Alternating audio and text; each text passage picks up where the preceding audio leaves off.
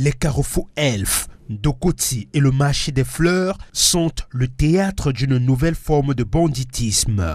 En effet, des individus qui opèrent en majorité la nuit le font à bord des motos. Ils profitent de la pénombre pour surgir derrière leurs victimes identifiées et arrachent leurs sacs à l'aide d'armes à feu, couteaux, machettes et marteaux. Après maintenant, 2 jours après, le gars vient nous remettre nos motos. Et on lui remet sa part. C'est comme ça que moi je connais quelque chose que toutes les choses là. Comment vous utilisez vos armes ici? C'est lui-même qui est parti tomber. Il a posé une femme derrière là. Vous êtes sur quoi? Il y a une soirée de... Vous êtes sur quoi pour le poursuivre? Quand vous le suivez, vous êtes à qui? Mais pas de ça, non, vous êtes sur quoi? Explique ça. Explique ça. Comment vous suivez? On lui poursuit là. Quand il tourne maintenant comme ça, il nous voit. Vous le poursuivez avec quoi? On lui poursuit avec... Moi, il n'y a rien sur moi. Vous avez la moto?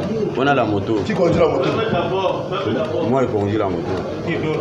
Leurs victimes, bien nombreuses, ont déposé des plaintes. Dès lors, la police s'est mise en branle. Et sur renseignement, 2 d'entre eux seront d'abord interpellés. Leur exploitation permettra l'arrestation des 2 autres. Dans la nuit du 22 au 24 juin 2002, nos collaborateurs de la brigade anti-criminalité ont sur renseignement interpellé 2 individus au lieu dit Carrefour Elf Axelo, présumés auteurs de multiples agressions dans la zone en question. Leur exploitation a permis de mettre la main sur 2 autres membres du groupe, ainsi que de récupérer leur matériel de travail qui était constitué d'une arme factice, un poignard, 2 couteaux de cuisine, une machette et un marteau.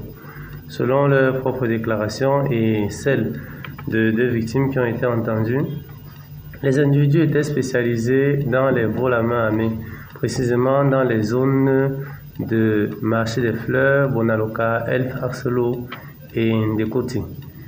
Il a lieu de signaler qu'au moment de l'interpellation des 2 derniers, l'un d'eux a voulu attenter à la vie d'un fonctionnaire de police en se servant d'une machette, mais elle a été neutralisée grâce au professionnalisme des fonctionnaires de police présents.